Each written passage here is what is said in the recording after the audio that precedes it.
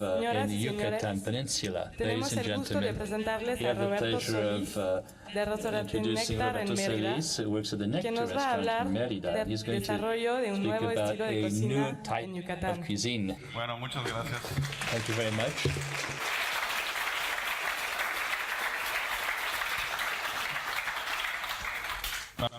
Thank you very much for inviting me to France, and I'd like to thank the Mexican committee for organizing this very major event. A lot of people have been involved in this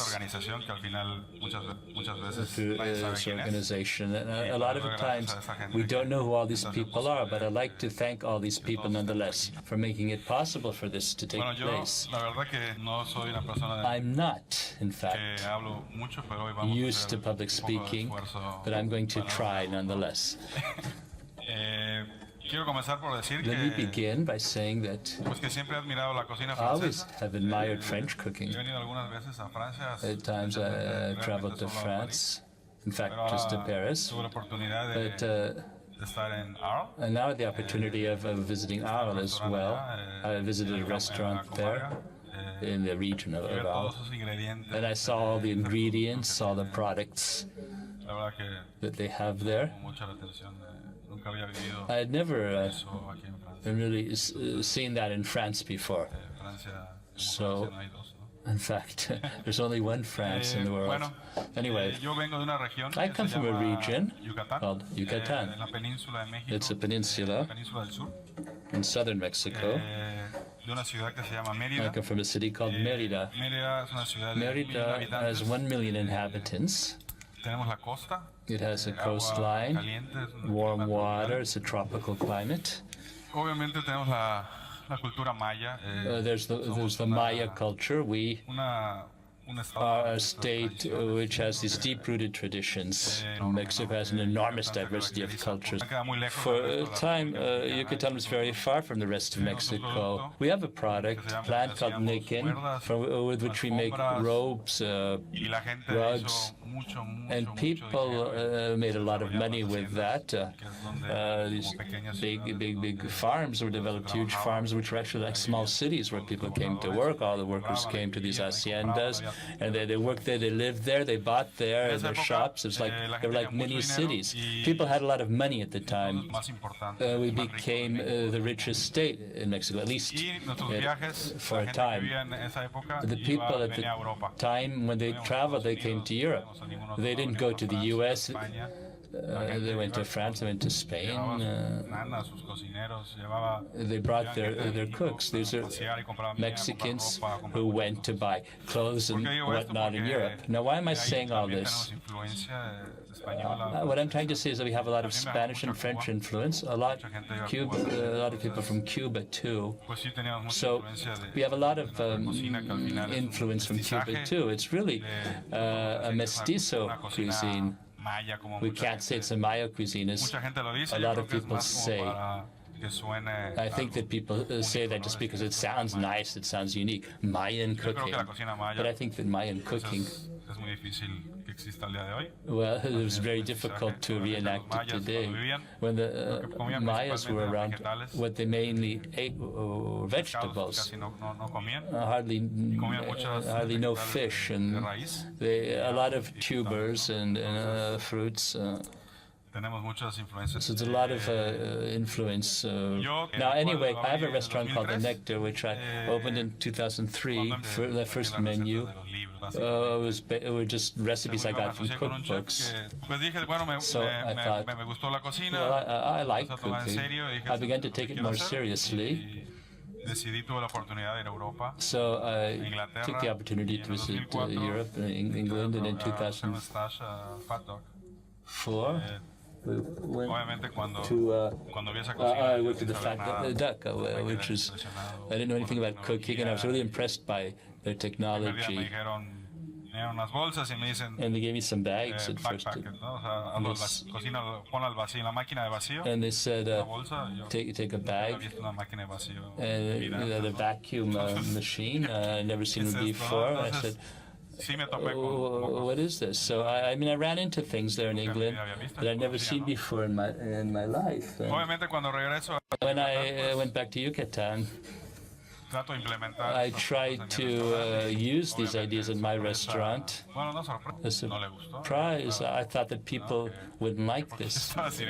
This is crazy. They were seeing very strange things. Mérida is a very traditionalistic city. In 2006,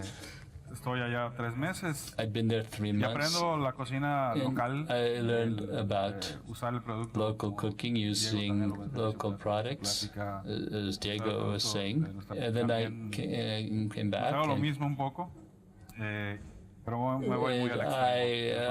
know that I tend to be extreme about things. People would sit down in the restaurant and they'd read this and say, he's crazy. I thought, well, why should I go and learn new things if what I want to do is make things that people don't want to eat? I was a bit depressed. I thought, what should I do? How can I improve? Why make an effort to improve if people are interested in what I do? But I overcame that, and I began to really get training as a chef, and to stop imitating people, the people that I've been learning from. So I started changing things, the menu. I started to adapt a certain style and adopt a certain style, and abandoning certain dishes that I would have liked to serve, but also adopting other dishes that I wanted to make. And I went to New York for an internship. Now, summer in Mérida is generally the season in which there were very few customers, so I thought I'd close the restaurant, and I went off 2 or 3 months to New York for this course. Then I went to Japan, Tokyo. Japan, I learned a lot, minimalism, the culture, the way of life. That was really incredible. We had already changed our menu completely, and to offer really local dishes. And when the people came to eat, they felt that they were in the time and in the place in which they were actually sitting down to eat. So that is the background to my restaurant. Now, of course, I went through some hard times. Not everything is magnificent. There were some very hard times. I think that nonetheless you have to forge ahead, and now things are a bit better for us. Our cuisine in Yucatan, a lot of tart flavors. The chilies, they're put on the table so each one can season to taste. That's what the Yucatan approach is. Now, when it comes to ashes, I think that as far as I know, in Yucatan, we've always used ash. Here you can see the evidence. This is a sort of paste made of chili ash. It's a dry red chili. Now, when you go to the market in Mérida, and when you see the indigenous people selling their wares, and you ask them, where does this radish come from, where does this chili come from? And they say, the chili's from our country because we want it to be an independent country. We didn't become one, but people, indigenous people, have always kept up this idea, the thing of the country. So it's a paste made with the ashes, which you mix with pepper, which you mix with cloves, with garlic, etc. And then we make this paste using a stone. We can also use more modern equipment. And you make a sort of traditional dish with turkey. It's called turkey with black stuffing. It's an entire turkey. Water. You have the paste, which is dissolved in water. You have a burnt tomato and onions. And then you cook this over a low fire. Then you take the turkey out, you cut it up, you reduce the broth, you add a bit of rice. And we also do something which is we have a sort of ground pork meat in a cloth, in a dishcloth, and you have an egg in it, and you put that in the broth, and when you bring it out, it's black, so it looks very strange. And the dish itself is black. The idea of these ashes and everything is kind of fashionable today. But for me, I've always, as long as I've lived, I've seen black. Here we have another type of seed called natto. It grows on a bush about this tall. The fruit has spines, and when you open it up, you get the natto inside. And we use this to make a paste that we call achiote. And the base is this seed with other plants, and we make a paste with that, but it's red. We use that for a very famous dish, cochinito. And then we use a bitter orange that comes from Asia. In Mexico, we only use the bitter orange in Yucatán, and that's the basis of all the marinades that we make. We dilute the paste, and we add to the suckling pig. And then we wrap it up in a banana leaf. Then we generally put it, we bury it, in fact, and then we light a fire and we cook it. And then we, when it's done, we dig it out and we make tacos with red onions, a bit of orange too, a bit of orange, and the general color is kind of reddish purplish. It's a rather special thing.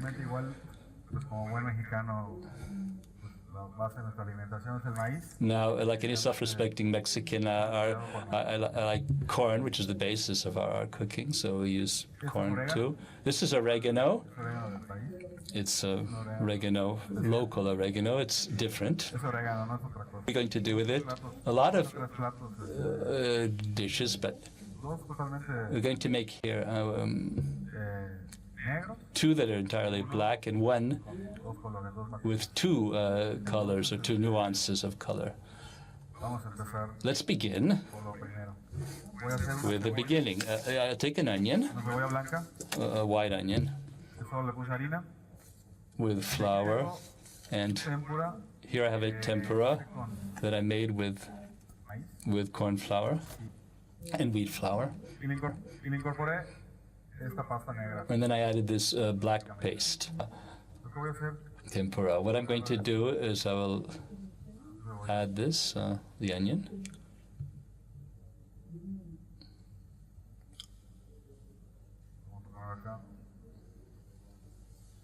I'll put it in the pot in oil.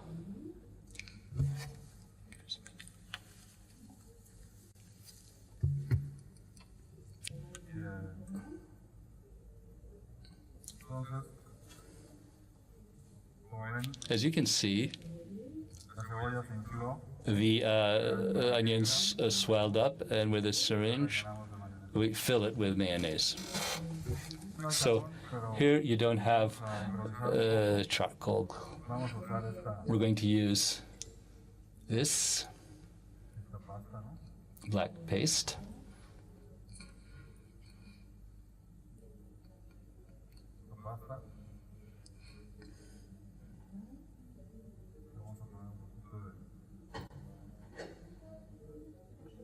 We will add a bit of lime.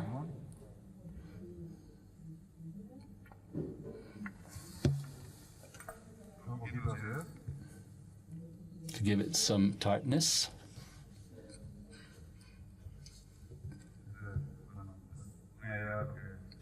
gives you an idea of the sort of thing we serve in our restaurant. In Mérida, we eat tacos in Yucatan, of course, but we also have our own take on tacos. We call it salbut. That's a small tortilla like this.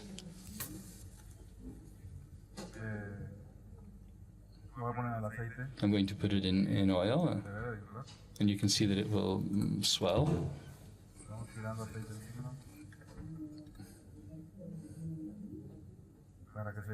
You can see it puffing up. This is a typical Yucatan snack. Traditional cuisine is something you only eat tortilla that we stuff with turkey, with tomatoes, with lettuce. And then we flatten it, and then it puffs out. And then we take it out, and we add beans, lard, which we put in. And then we fry it in a frying pan. And it's like a tortilla which is black above. It's half tostada, half tortilla. And we might add turkey, tomato, lettuce. That's a very traditional dish in Yucatan. Here we have a salbut, sorry. In this case, it will be a vegetarian salbut, because I know that people are more careful about what they eat. They want to eat more healthy food. So this is a somewhat different version. Here I have avocado, a puree of avocado. And we're going to add a bit of tomato.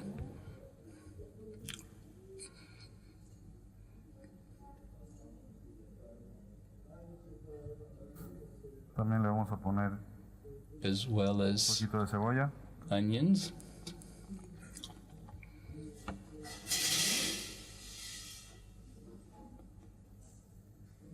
Please bear with me. You have to be patient to make this.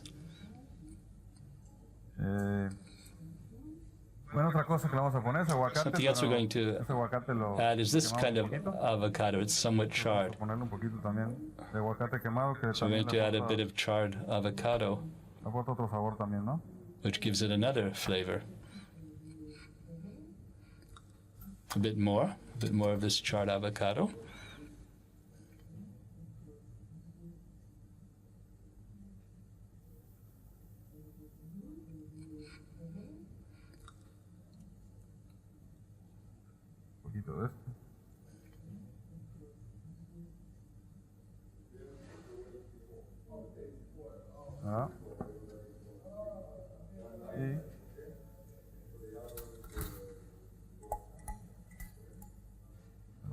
And then we sprinkle some on. And then we end up with some of the herbs that I found here. This is very nice herbs that are growing in flower pots. And they go very well with this dish. So here's some mint. Give it some freshness. A more contemporary version of the traditional Yucatecan salbut. And finally, I'm going to make something you're going to have a chance to taste at the end of my master class. And that is a taco that we made with this paste, with beef ribs. Now let's add a little of our pureed avocado.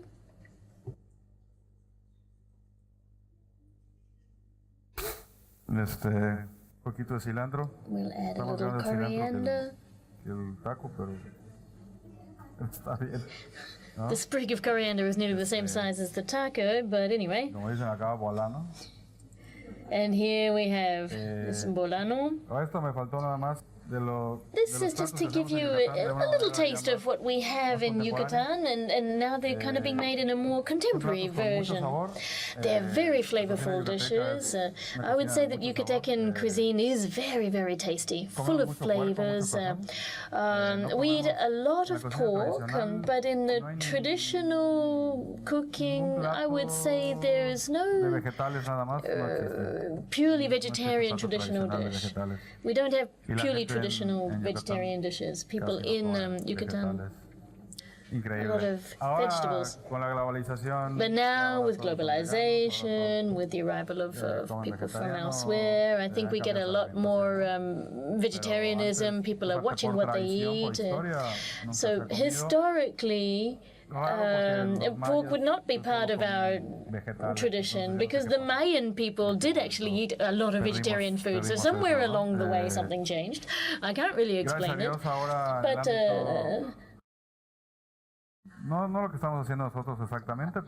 they don't often offer exactly the same range of dishes that we have, but they do offer more kind of vanguard, contemporary cuisine.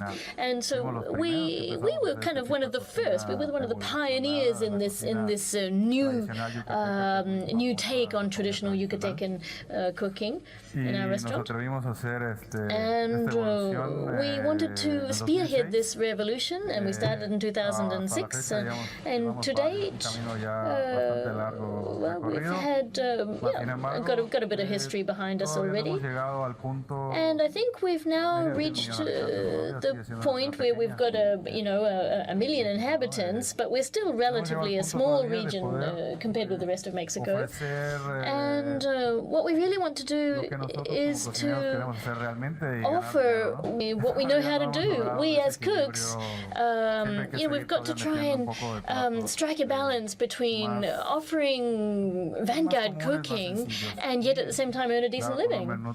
So we don't want to shock people. We're trying to tailor our menu to people's tastes, but at the same time we have to build on our own expertise, our own know-how.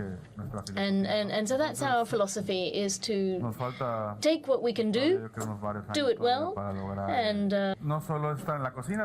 but we're not always only in the kitchen. We're also out in the fields discovering new products that we've never tried, finding what's being used elsewhere. In some of the real little tiny out-of-the-way villages, we go and undertake visits, and we come across a new vegetable or a different kind of potato that's only locally grown, and we can experiment with that.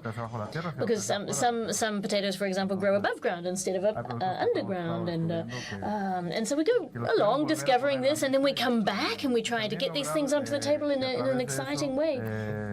And on top of that, in Mexico, there's a lot of poverty in the country. We want people to keep on doing what they're doing because we love to find locally grown organic vegetables. It's important to ensure that that people do keep working the land, and now the locals are being taught how to grow organic products because there is a high demand for them. And I see myself as a link in that chain. I feel that this is my land, these are my people. I want to do what I can to support them, and I think it's my role to work in favor of that. So that's what's going on the one hand, and on the other hand, what we're also onto is that we've got the Yucatillo Festival coming up next year. We're going to be having a one-week-long big promotional event trying to get Yucatan known around the world. And this Comen festival, very tightly linked to Yucatan, so its culture, its history, its gastronomy, its customs. And what I'm trying to do is to promote. So this is how I see my contribution, not only to my country, but also to the place where I live locally, the state of Yucatan. And none of it would have been possible without the support and the help of the tourism board in Mexico. Like the fact that I'm here, so I wanted to extend my thanks to those who made that possible. And all of us chefs are delighted to to be here with that support. So my thanks for that. So with that, I think I will wrap up. That's really what I wanted to say. And now there's a little taco coming around for everyone to try. So enjoy.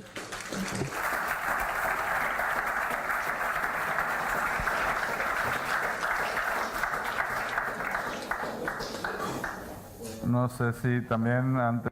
Now, before we leave, I don't know if anyone's got any questions. Any questions are welcome. Yo tengo una pregunta. Yes, I have a question. La pasta de ceniza. This paste that you've made of ash, how is it actually made? Well, you get what we call the chile de país, which is the red dried chili that we use, and you just burn it. You really carbonize it, and then you put pepper, garlic, bay leaf, clove, and everything gets burnt together. And then on the tamal, the original, stone, the traditional stone, we roll it out. Any other questions? What is the name of your restaurant? What does that mean for you? The name, Nectar, of your restaurant. The word nectar is actually a word in my language, French, says the person asking the question. I love butterflies, and the word nectar for me it describes the most delicious part. If you buy a juice and you get the nectar of apricot, then it's the most delicious part of the apricot. Thank you for answering that.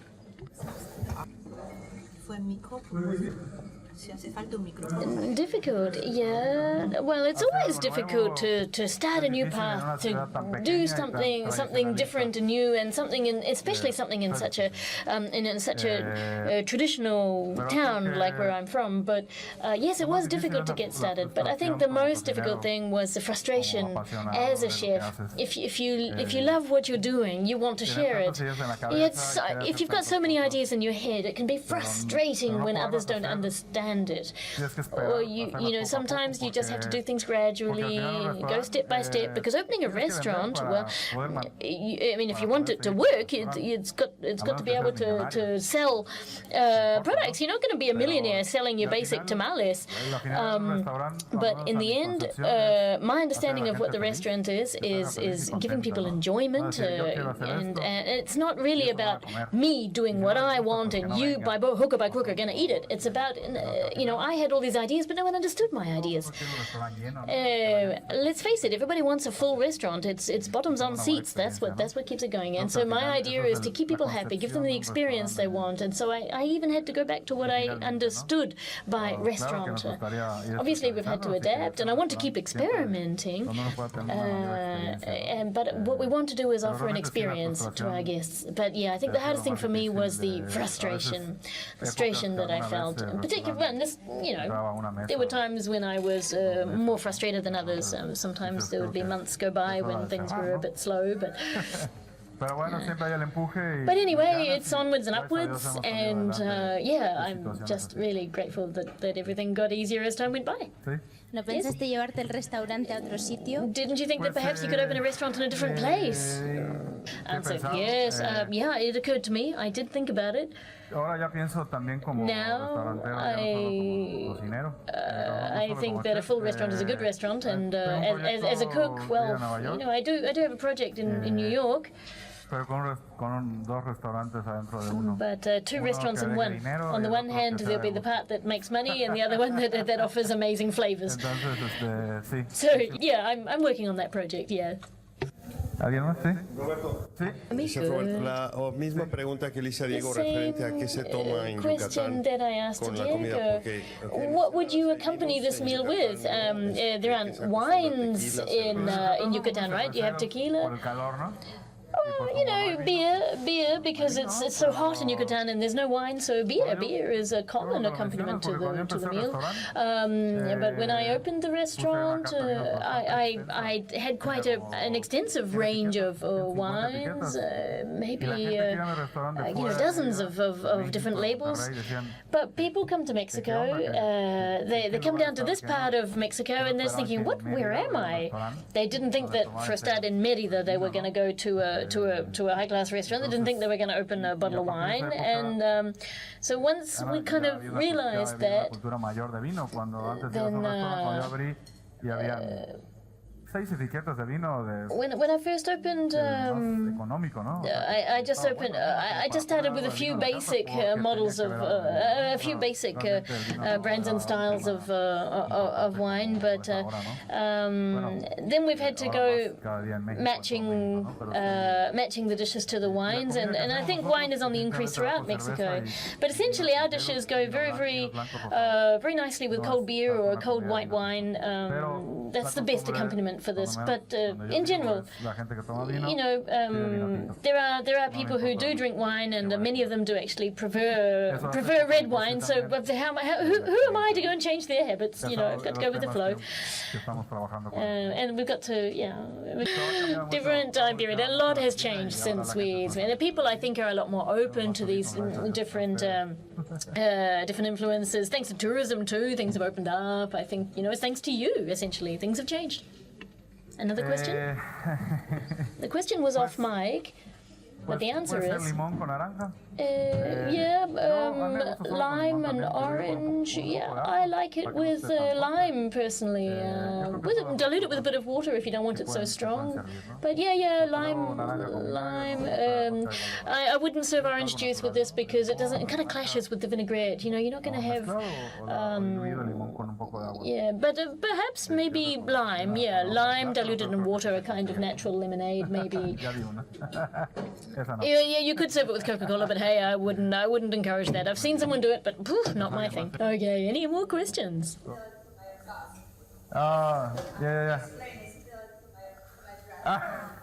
Don't worry, it's gonna come out. It's gonna come out. No problem.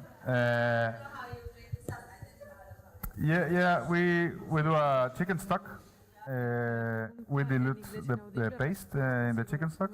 Then we take the meat, put it in a container, put the black chicken stock, cover it, to the oven. 6 hours. 6 hours. Then we take a chinois and pass it, the liquid, and then reduce it. Yes. Thank you. Merci, Roberto. Thank you very much, Roberto.